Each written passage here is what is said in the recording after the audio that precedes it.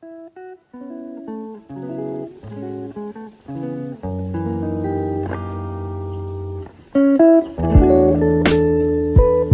up, guys?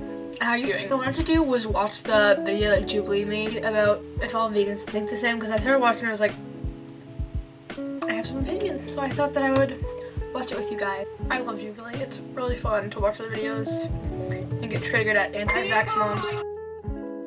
I guess it's just like in the definition, veganism is a way of living which seeks to exclude as far as practicable and possible all forms of animal exploitation and cruelty to animals for any reason, clothing, food.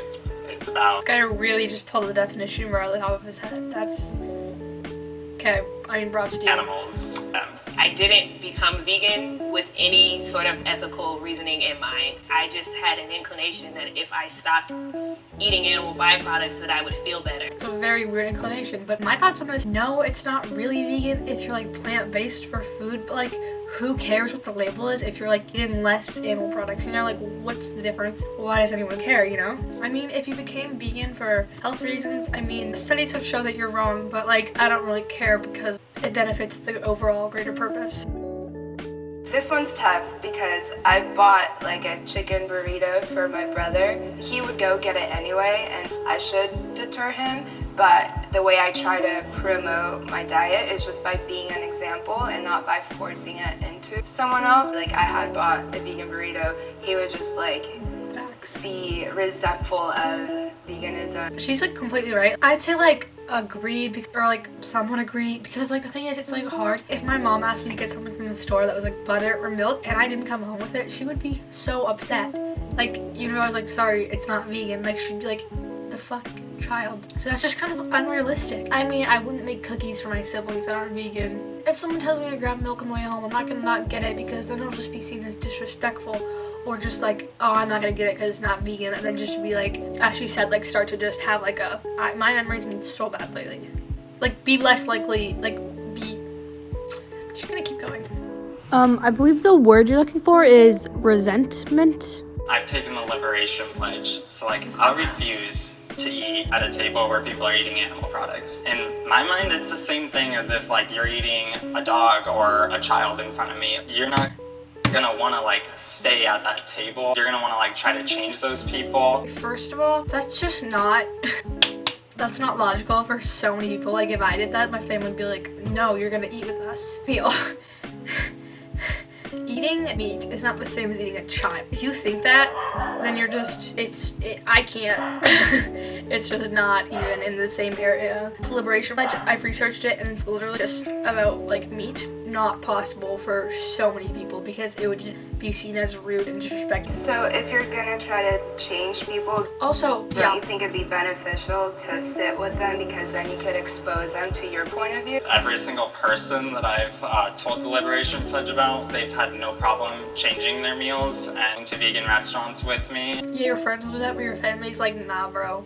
And I think that's so true. Like, if I go have dinner with my friends and like bring something, they'll be like, oh my gosh, that smells so good. How is that like all vegan? Like, that happened at lunch the other day. And I sent her the recipe, and that way you just kind of like separating the not interacting between the two like things is just so stupid and irrational, and it just wouldn't help the cause of veganism at all. If you care about me as a person, how could you not change one meal? I mean, like, yeah, that'd be nice, but your family cares about you so much as to where they don't care about you. So, like, agree, because everything helps. So maybe you're not completely vegan, the label will give you more incentive to follow it. Obviously, if you're not actually vegan, don't call yourself vegan, but if you're like most of the time vegan, sometimes you'll have a candy, accidentally have a bagel with milk in it. So much better slipping up a few times without being vegan than just gonna be like, oh, like I can't be vegan because like I slip up sometimes, and then just go back to eating like their dairy and their meat. It'd be so much better for them to just slip up, you know? Everything helps, everything lowers the animal. Where do you draw the line then, I guess? Like, you're bending your own morals every once in a while. It's the same thing with like meatless Mondays. Like,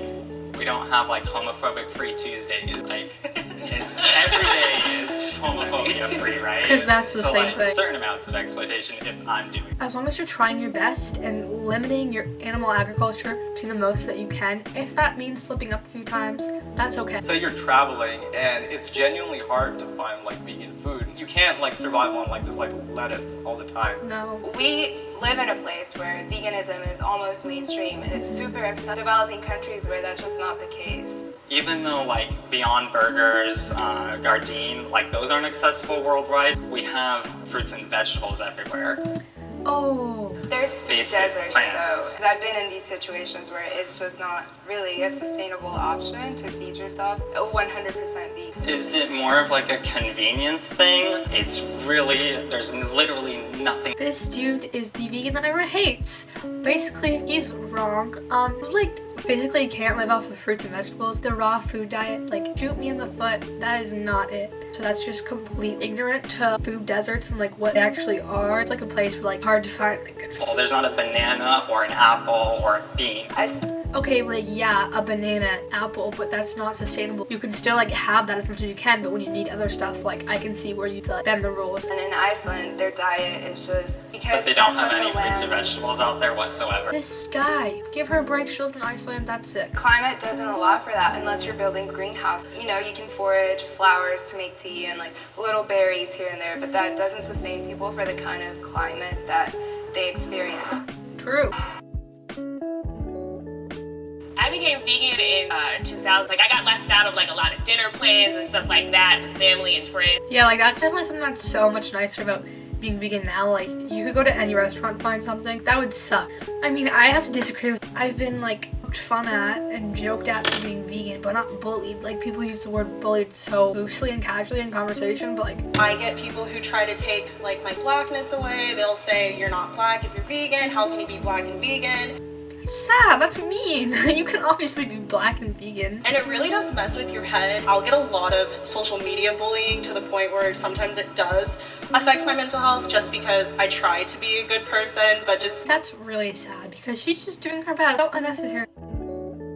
I think if you consciously consume leather and buy it and wear it as you want to and you're conscious of that choice, then it's not vegan. But there's so many accidental cases in which you could be owning or wearing a vegan thing. Like if you ride a bike seats are leather. It's hard to always know exactly what you're purchasing. That's like really true. Like I didn't even know bike seats were made of leather. I disagree. If you bought a leather jacket that's reused on like Depop or at Goodwill, are you still vegan? Yes, because you didn't actually contribute to the supply and demand part of it. But if you bought it new like a while ago, don't stop wearing it just because it's vegan. Like that's a waste. You could always buy fake leather, stuff like that. If you're looking for leather stuff, go on Depop because people are like reselling things that they've already bought and it won't do any more harm, so it's better just like use it up, you know? To me, it's like just not fair to the animals, abuse our own ignorance and not actually take the time to research. You can't research everything you buy. Car steering wheels have leather. You can't not buy a car if you need a car. Especially in like poorer neighborhoods, they're working so much they don't have the time to consciously go out and research about veganism. I think that's more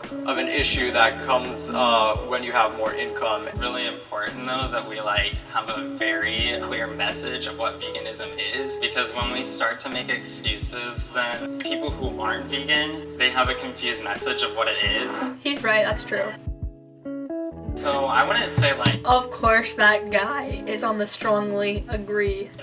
I'm a better person than other people in general, but me as an individual, I am a better person than I ever was before. Thank you so much for watching this video. I hope you have a very good weekend. Rest, you deserve it, boo. I'm very happy to be on an uploading schedule again. I'm trying to make myself have a life that isn't just school and homework, so that's fun. Recently my vocabulary has been just not it. A lot of stuff has been going on in my life and I kind of just want to do an update, talk about how I'm feeling, everything that's going on.